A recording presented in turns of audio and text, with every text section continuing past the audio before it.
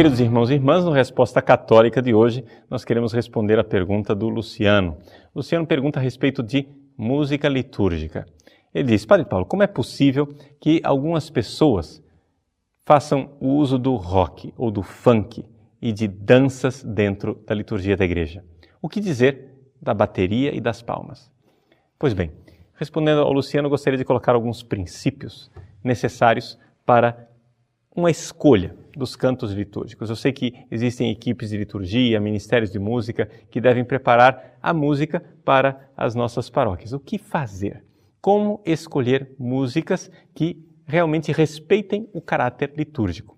Aqui, claro, naquilo que é o tempo que nos é concedido, eu vou dar somente princípios básicos e fundamentais. Com esses princípios, você pode concretamente escolher as músicas a serem usadas durante a liturgia. Em primeiro lugar, nós temos que recordar o que é a música litúrgica. O Papa Paulo VI, quando ele escreveu a Constituição que fez com que fosse reformada a liturgia das horas, a Constituição Laudis Canticum, ele disse o seguinte: quando nosso Senhor Jesus Cristo veio a este mundo, ele trouxe consigo aquele canto que é feito diante de Deus em toda a eternidade. Ou seja, existe um louvor que é feito a Deus na eternidade, no céu. E Jesus, se encarnando, trouxe consigo este canto. Se nós levarmos em consideração este princípio teológico, nós iremos já perceber aqui uma coisa bem diferente comparando a liturgia católica com as outras religiões. As religiões pagãs, elas são um esforço humano para subir até Deus. Nós, cristãos, sabemos que o esforço já foi feito, mas foi feito por Deus. Deus veio até nós e trouxe consigo o céu como um presente para nós. Isto é vivido de forma extraordinária dentro da Eucaristia.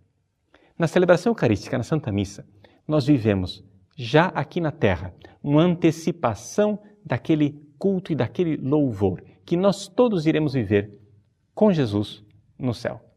Sim, porque através da celebração eucarística nós somos mergulhados no mistério pascal. O mistério pascal é o mistério em que Jesus, o Filho de Deus que se fez homem, se faz obediente ao Pai completamente até a morte numa cruz, e por isso é exaltado na ressurreição. Então, o mistério da Eucaristia parte desta realidade do homem que sabe com Cristo se rebaixar diante de Deus para louvá-lo. E isso nos introduzirá na glória do céu.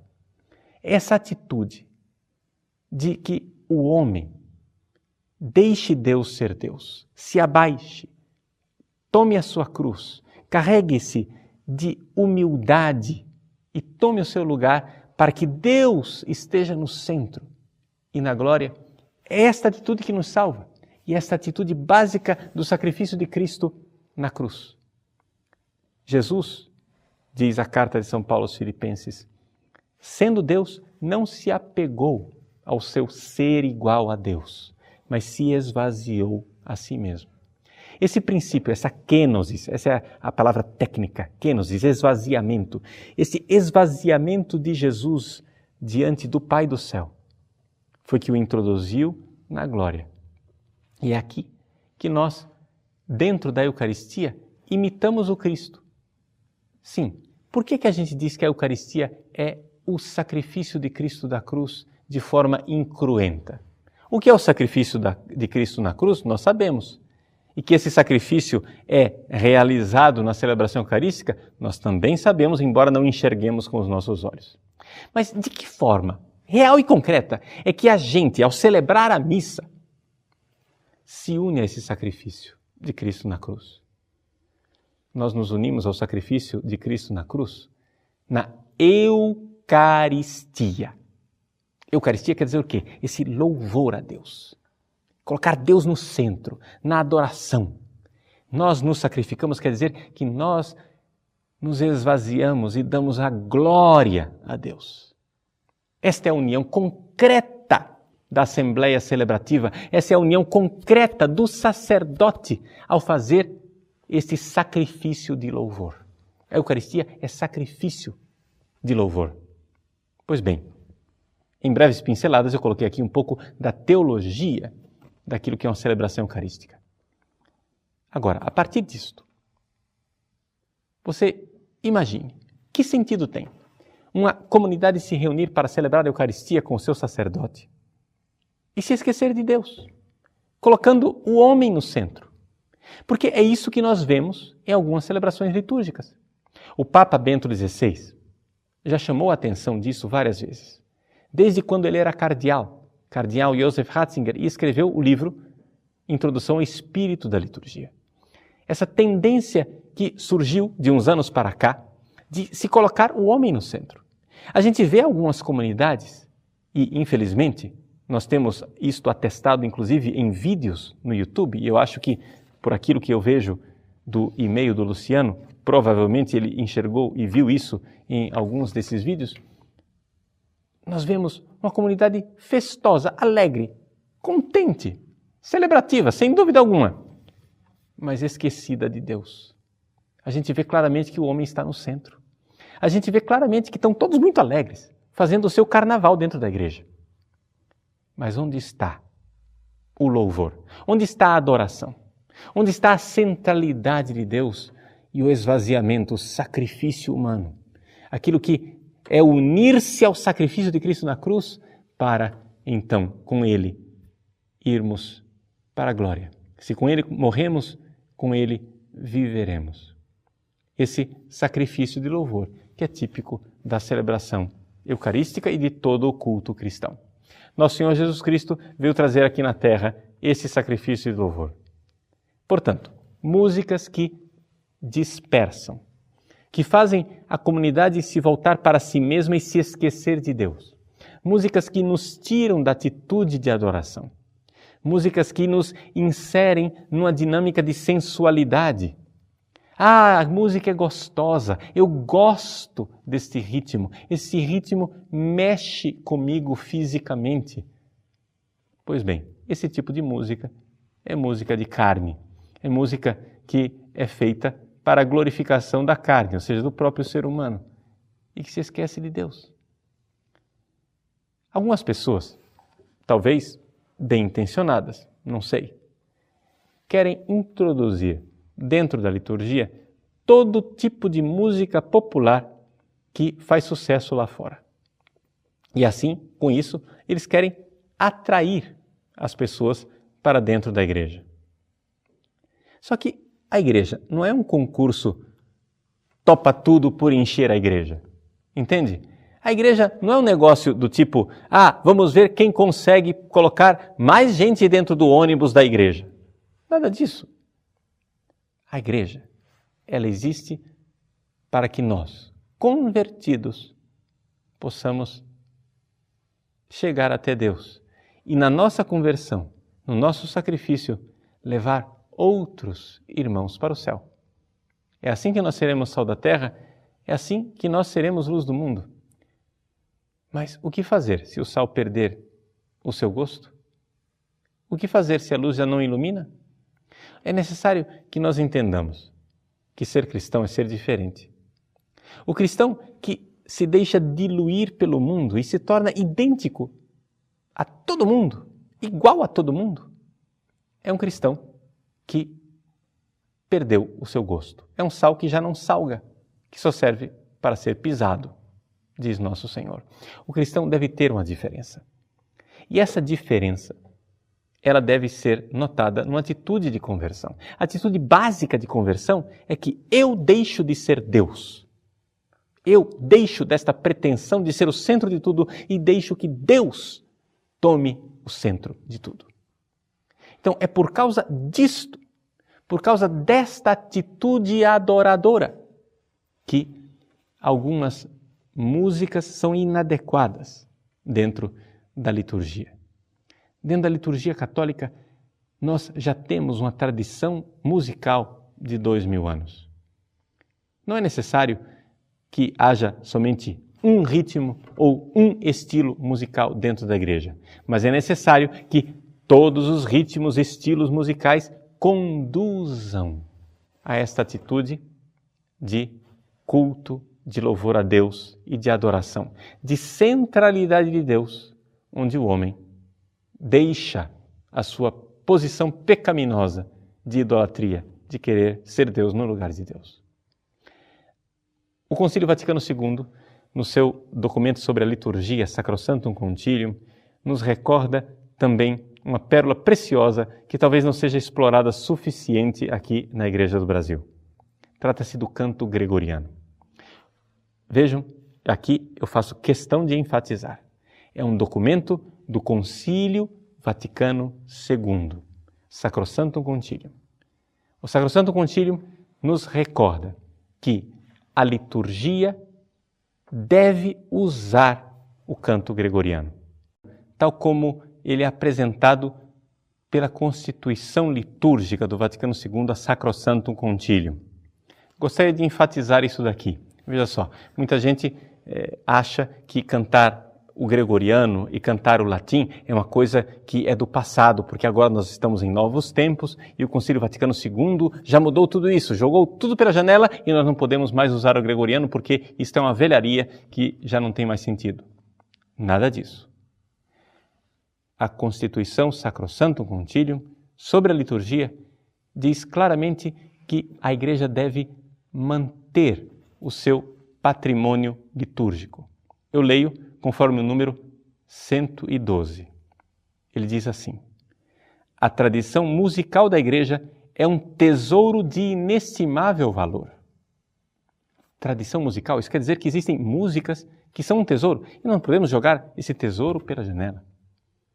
Que excede todas as outras expressões de arte, sobretudo porque o canto sagrado, intimamente unido com o texto, constitui parte necessária ou integrante da liturgia solene.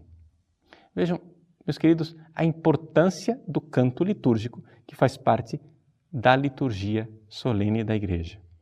E então, no número 116, a Sacrosanctum Concilium recorda o canto gregoriano dizendo assim: a Igreja reconhece como próprio da liturgia romana o canto gregoriano. Terá este, por isso, na ação litúrgica, o primeiro lugar. Vejam, vamos fazer um exame de consciência. Como é que está a nossa aplicação do Concílio Vaticano II? Nós estamos realmente colocando o gregoriano em primeiro lugar? Eu sei que as nossas comunidades precisam ser preparadas para viver o canto gregoriano.